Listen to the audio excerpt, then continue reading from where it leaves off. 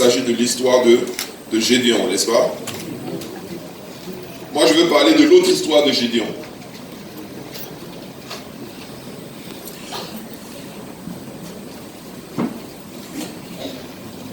Parce qu'on connaît l'histoire de Gédéon, Juges chapitre 6, à partir du verset 13.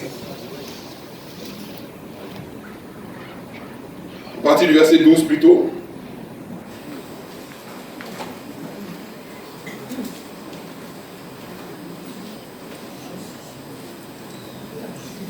Juge, le livre des juges. Juge. Amen. Le livre des juges. Je ne vais pas faire de l'humour, mais bon, c'est dans l'Ancien Testament. Si vous suivez, si vous cherchez dans le Nouveau Testament, vous ne risquez pas de trouver. Donc, Juge chapitre 6, amen, à partir du verset 12. La Bible dit, l'ange de l'Éternel apparut donc à Juge et lui dit, l'Éternel est avec toi, vaillant héros. Donc il parle à Gédéon. Et vous connaissez ce passage-là où pour la première fois il entend qu'il est un vaillant héros. Amen. Alors que lui, il pensait qu'il était un vaillant zéro. Jusqu'à ce que l'ange de l'Éternel lui dise, tu es un vaillant héros. Il dit, ah mon Seigneur, si l'Éternel est avec nous, pourquoi toutes ces choses nous sont-elles arrivées?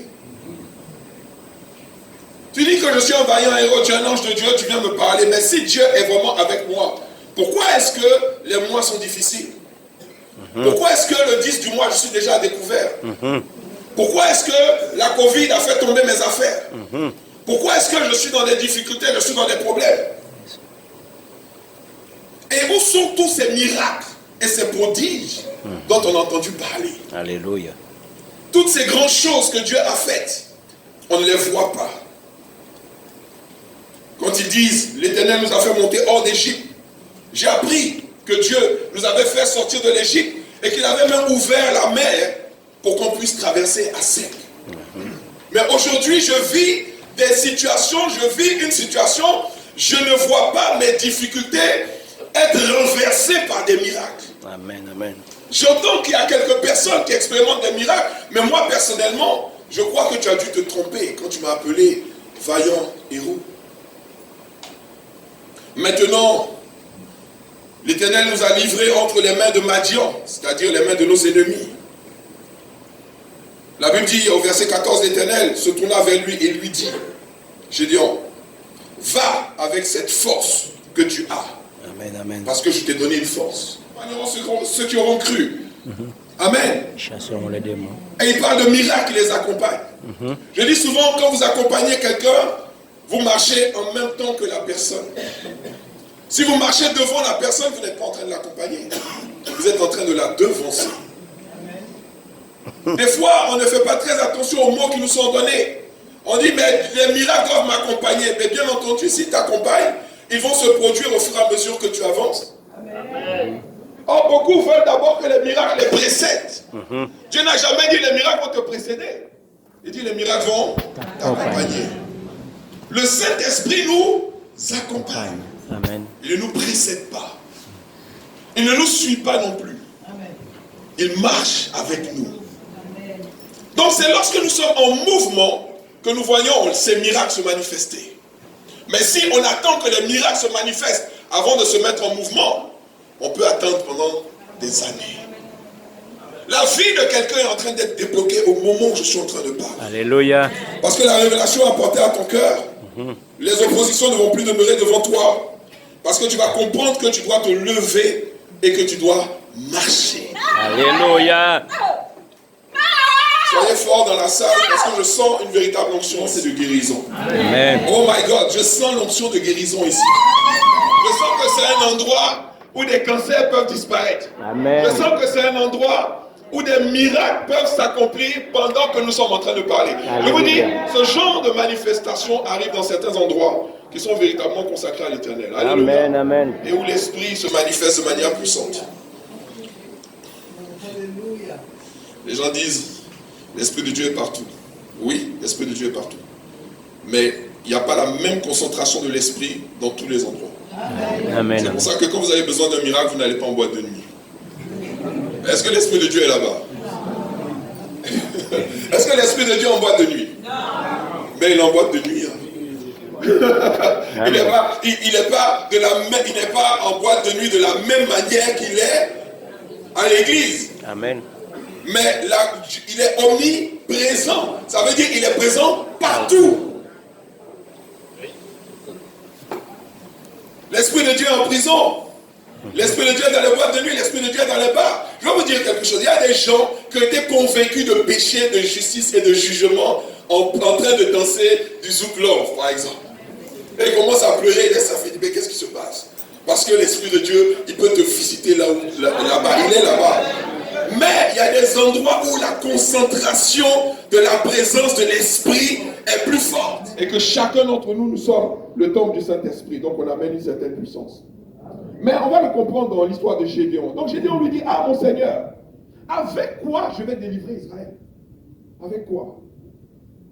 Voici, ma famille est la plus petite, pauvre de Manassé. Pauvre. Et je suis le plus petit dans la maison de mon père. Amen. Je suis insignifiant. Je suis un zéro. Ma famille est la plus pauvre. Et l'Éternel lui dit, mais je serai avec toi.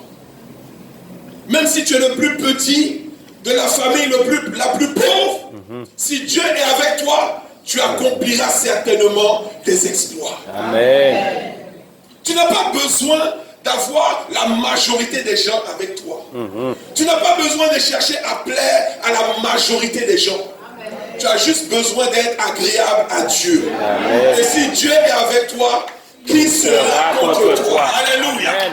Même si les gens se lient contre toi, même si les gens font des projets contre toi, même si les gens veulent s'opposer à toi, si Dieu est avec toi, la Bible dit que quand il ouvre une porte, personne ne peut la fermer. Alléluia. Quand il ferme une porte, personne ne peut l'ouvrir. Donc la clé n'est pas dans la main de l'Éternel. Amen. Et je crois que Dieu est en train d'ouvrir des portes dans cette assemblée. Alléluia. Je crois que Dieu a déjà ouvert même des portes. Il y a des gens qui veulent que ces portes-là se ferment. Mais l'Éternel les a déjà ouvertes. Et ces portes vont rester ouvertes au nom de Jésus. Alléluia. Alléluia. Oh my God, my God, my God. Au moment où je suis en train de parler, j'ai vu une personne là a été abandonnée depuis des années. Elle est bloquée parce qu'il y a des problèmes familiaux dessus. Et les gens ont mis un veto. Tu n'entreras pas dans cette maison. Alléluia. Dieu me dit de te dire. Oui. Tu vois que ces personnes se localisent dans cette zone-là. Que la porte de ta maison s'ouvre maintenant. Alléluia. Au nom de Jésus. Gloire à Jésus. Alléluia. Elle s'ouvre maintenant au nom de Jésus.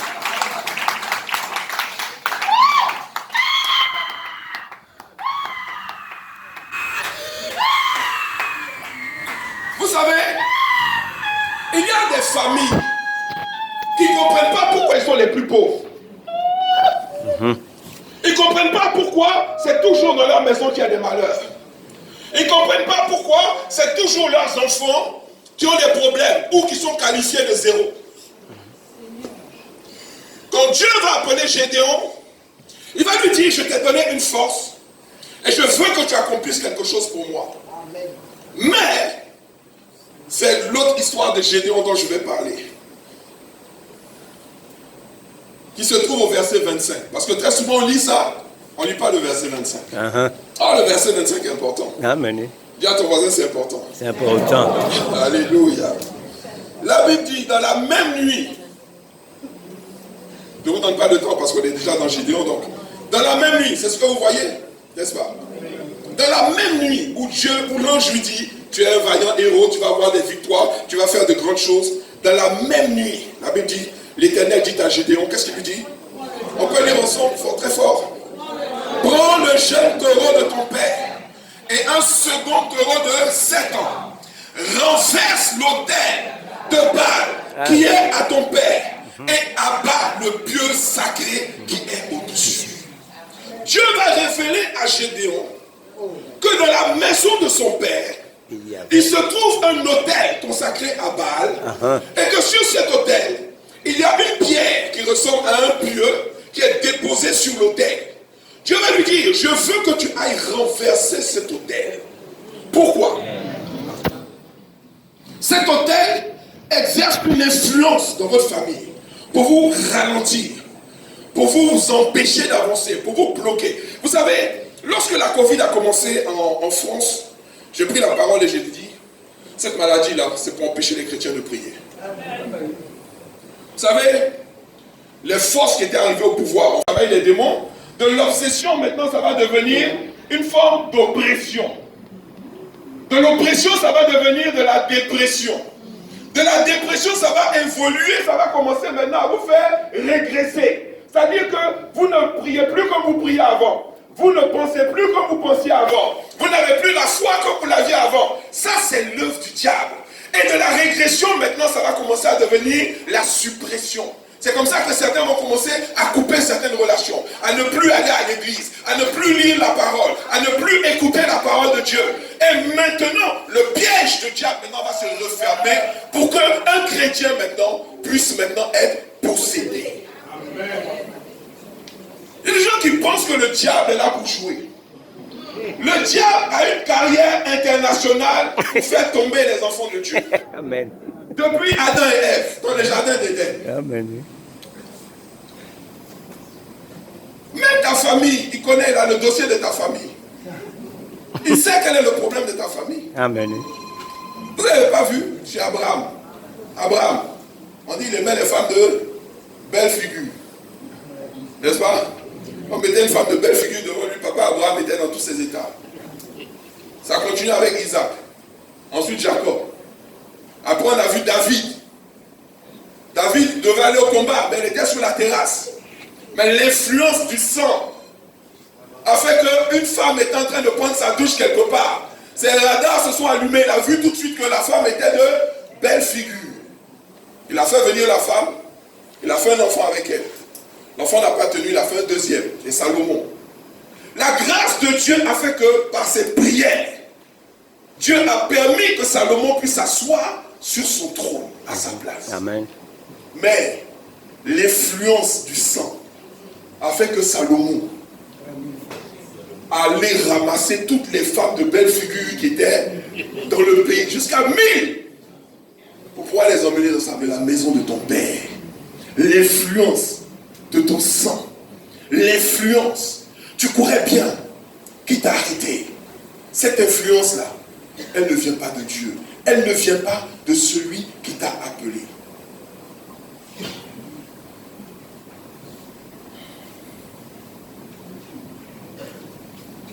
Le mot influence dans la Bible, pasteur, j'ai combien de temps? Oui. Wesh. Mais je prêche. Wesh. Alléluia. Mais je ne veux pas que quelqu'un dorme sur moi, c'est pour ça. Dormir en Je sais que beaucoup de personnes peuvent regarder un film de 2 heures, même de 3 heures, il n'y a pas de problème. Mais quand c'est une prédication, il y a des esprits là qui viennent. Viens, il faut dormir. C'est des influences. Amen. Elles sont vécues au nom de Jésus. Au nom de Jésus. Alléluia. Amen. Le mot influence vient du mot en grec psémoné. C'est-à-dire, ça se lit pismoné, c'est-à-dire persuasion. C'est-à-dire, l'influence, c'est la capacité de te persuader de quelque chose. C'est-à-dire, la sœur n'a aucun problème avec toi. Peut-être qu'elle a des problèmes avec ses enfants. Et quand tu es venu la saluer, elle ne t'a pas regardé.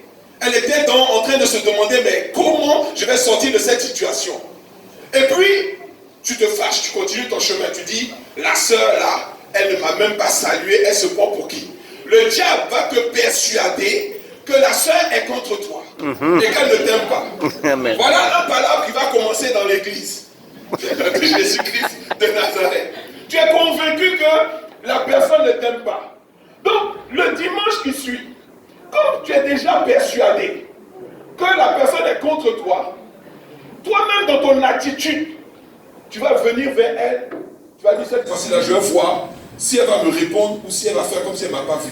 Amen. Donc maintenant tu viens, tu la regardes comme ça. Bonjour. Ah, elle aussi elle a peur, elle dit mais qu'est-ce qui se passe? Et c'est comme ça que le diable va monter une affaire. Il y aura des clans, il y aura des problèmes, il y aura des histoires. Alléluia. Et puis on ne comprend même plus ce qui se passe. Parce qu'il a réussi à te persuader de quelque chose qui n'est pas.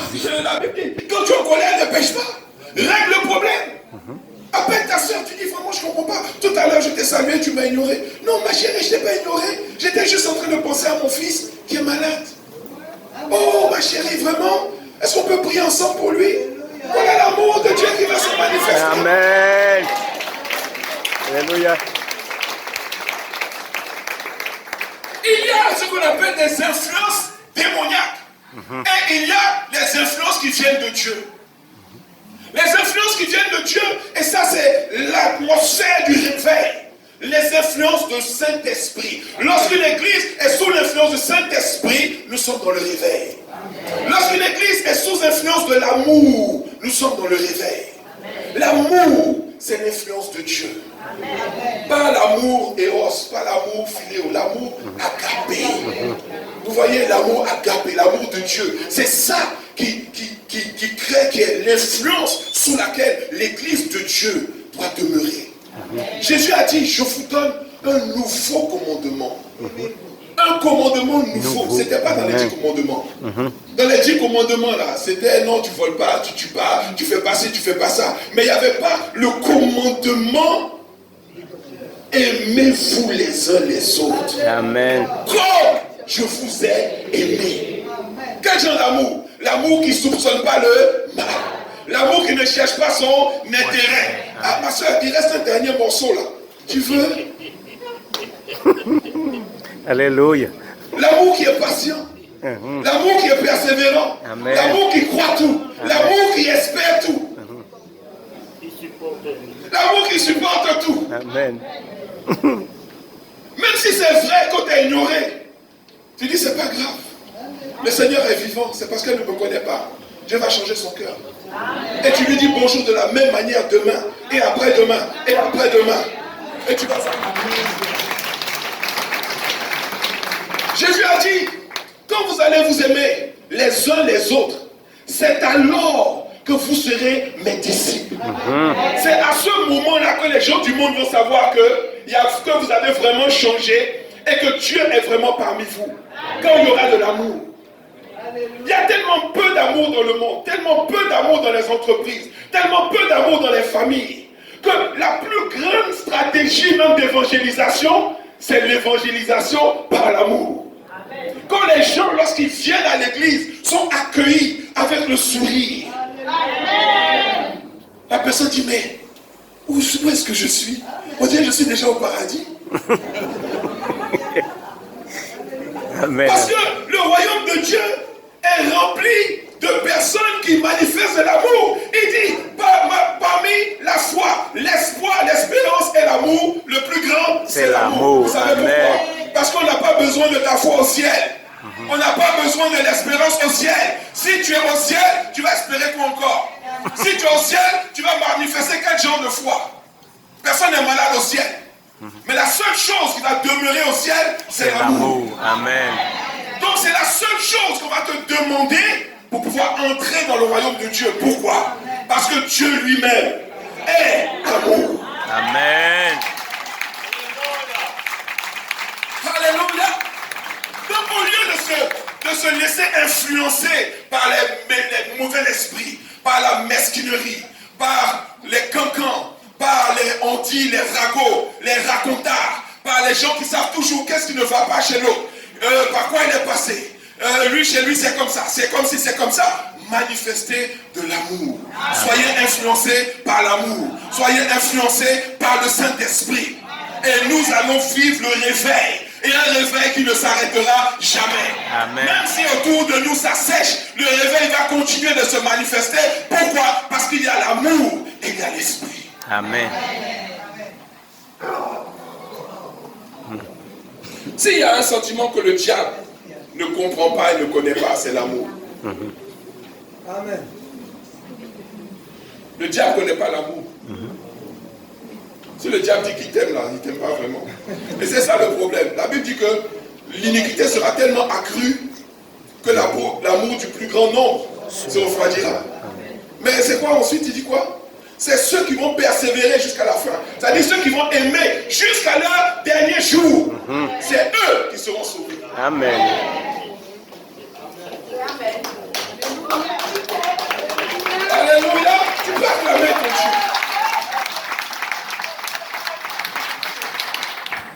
Mais à la fin, Dieu se glorifie toujours.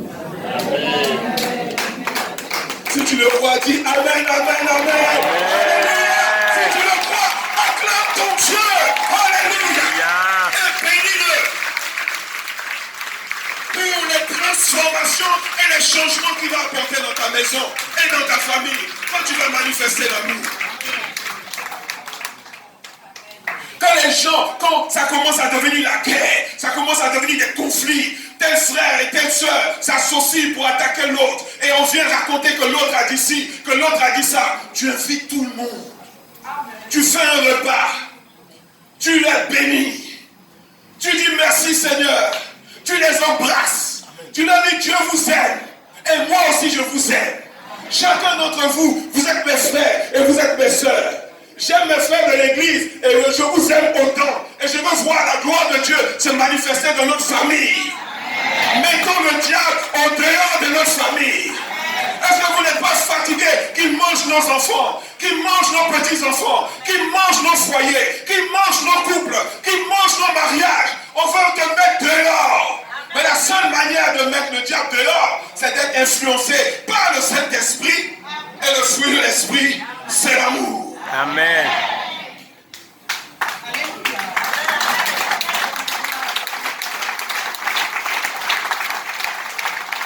Beaucoup de gens se disent convertis, ne sont pas encore convertis. Jésus dit, mais beaucoup viendront me diront, mais Seigneur, n'ai-je pas délivré des malades en ton nom? N'ai-ce pas chasser des démons en ton nom?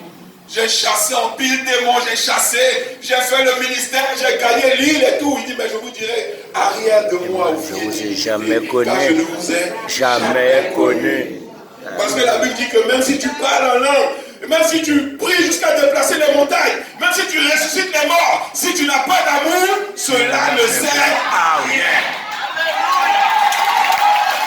Alléluia. Convertissons-nous vraiment et baignons dans la présence et dans la grâce de Dieu.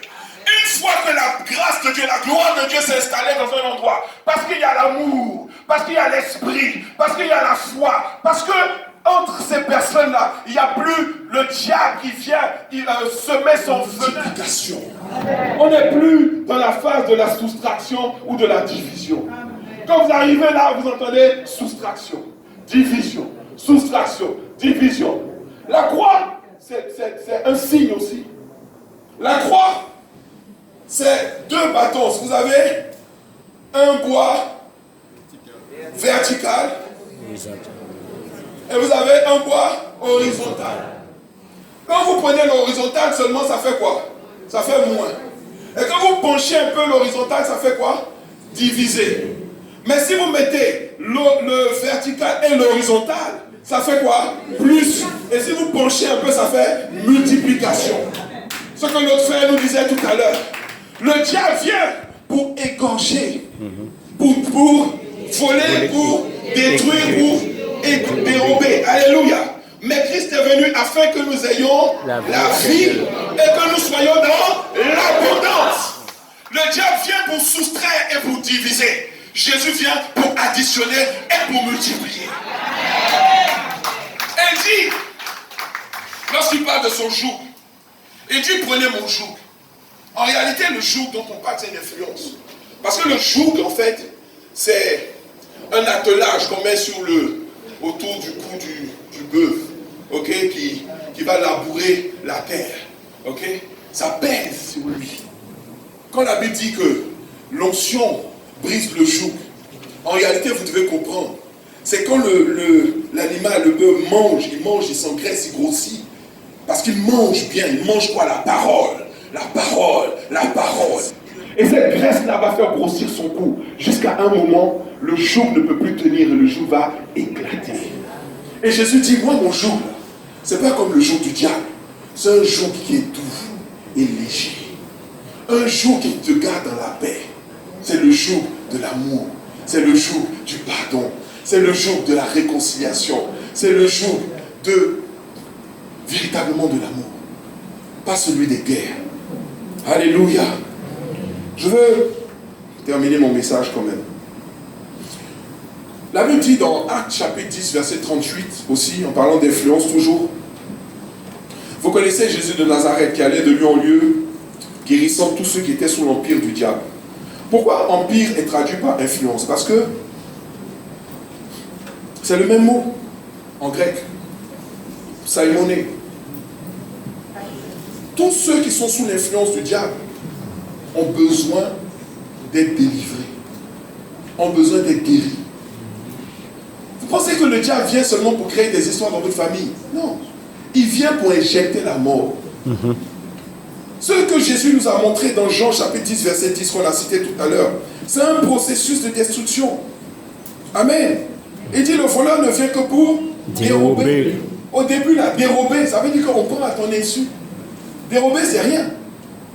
Ah, on m'a dérobé un stylo. On m'a dérobé. Donc, les choses commencent à disparaître dans ta vie, tu ne te poses pas de questions. Ça veut dire que le diable a commencé à travailler.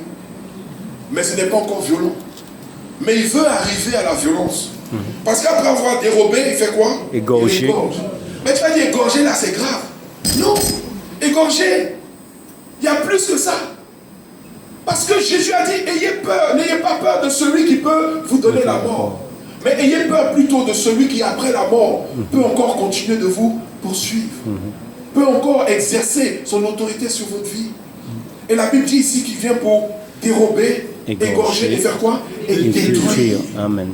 Il veut détruire, il veut vous détruire. Il veut que vous alliez en enfer comme lui. C'est son objectif. Derrière cette maison-là, c'est une question de salut. C'est une question d'enfer.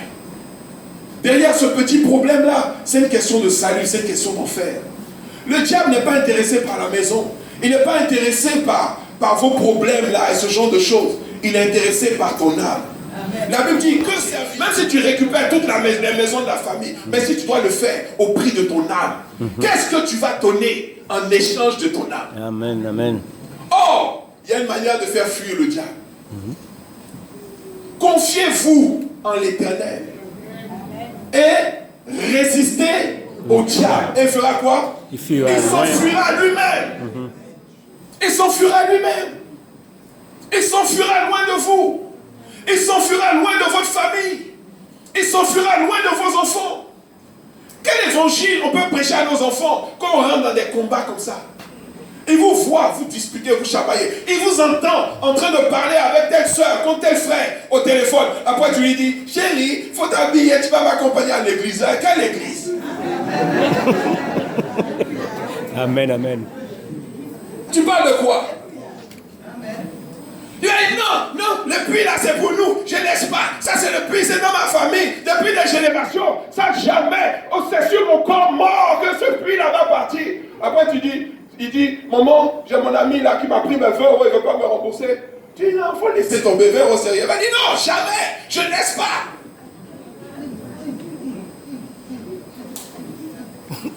Parce que tu ne lui as pas appris le pardon, tu ne lui as pas appris l'amour. Tu ne lui as pas appris le sacrifice.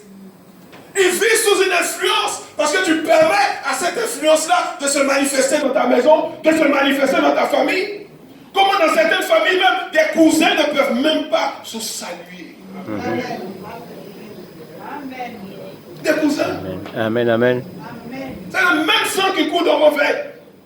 Mais s'ils se croisent quelque part, ils peuvent même se battre. Qui a emmené ça? Moi, pour moi, ce n'est pas le problème des païens. Si ce genre de choses arrive là, dans ta famille, toi tu es chrétien, tu pries tous les dimanches, tu viens en réunion de prière, je ne sais pas s'il y a des réunions de prière en semaine. Amen. Tu viens prier, et puis il y a ça dans ta maison. Viens à ton voisin, il faut te convertir. Alléluia. Amen. Vous savez, et je vais terminer avec ça, que David même, dans le temps de David, dans le psaume 19, verset 14. Le psaume 19, verset 14.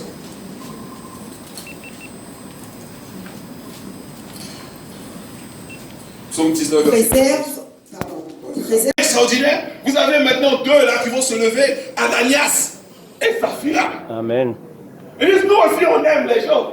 Nous aussi on va faire comme eux. Sauf que tu ne peux pas copier l'amour. L'amour ne se falsifie pas. La Bible dit c'est de l'abondance du cœur que la bouche parle. Si quelqu'un fait comme s'il t'aime alors qu'il ne t'aime pas, tu vas le sentir dans sa manière de parler. Amen. Les gens qui n'aiment pas se trahissent dans leurs actions. C'est dans les détails. Ananias va venir, il va dire, moi aussi j'ai vendu ma maison comme tout le monde. Voilà le fruit de ma maison. Pierre va lui dire, Ananias. Alléluia. Qu'est-ce qui te prend? On t'a pas forcé, on t'a pas obligé. Si tu n'es pas dans le mouvement de l'amour, c'est pas obligé, reste, fallait garder ta maison. Mais pourquoi tu viens mentir à Dieu? Regarde, les gens qui vont t'enterrer là, ils sont en train de venir. Alors il dit, que les gens qui vont t'enterrer, pas Fito. Amen. On va enterrer son corps. Il dit, appelez Saphira, la femme d'Ananias. Mais comme les deux s'étaient entendus d'abord, chérie, regarde-moi ça. On va faire un plan. On va vendre la maison. Mais l'église, on ne peut pas tout leur donner. On va garder un peu pour nous. Donc quand Saphira arrive, elle est sûre qu'Ananias a défendu le dossier et qu'il a dit la version sur laquelle ils se sont entendus. Elle dit, mais vous avez vraiment vendu votre maison à tel prix? Saphira dit, oui, c'est à ce prix-là qu'on l'a vendu. Et mais Saphira, toi aussi, pourquoi tu mens? C'est pas à l'homme de Dieu que tu mens, mais c'est à Dieu que tu mens. Vous pensez que cette affaire-là, c'est une affaire des hommes? C'est une affaire de Dieu. Amen. Alléluia. Et lorsque Dieu vous dit quelque chose, il n'y a rien de plus dangereux. Je vous dis, Dieu dit à moi la vengeance, à moi la rétribution des méchants. Il n'y a rien de plus dangereux que de faire du mal à quelqu'un qui t'a donné de l'amour. Amen, amen.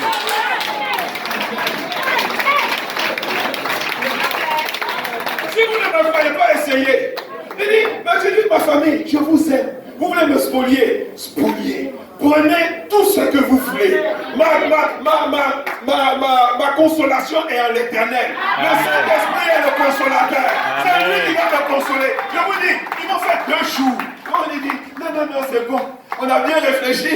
On va s'entendre. Alléluia. Parce que Dieu parle. Amen.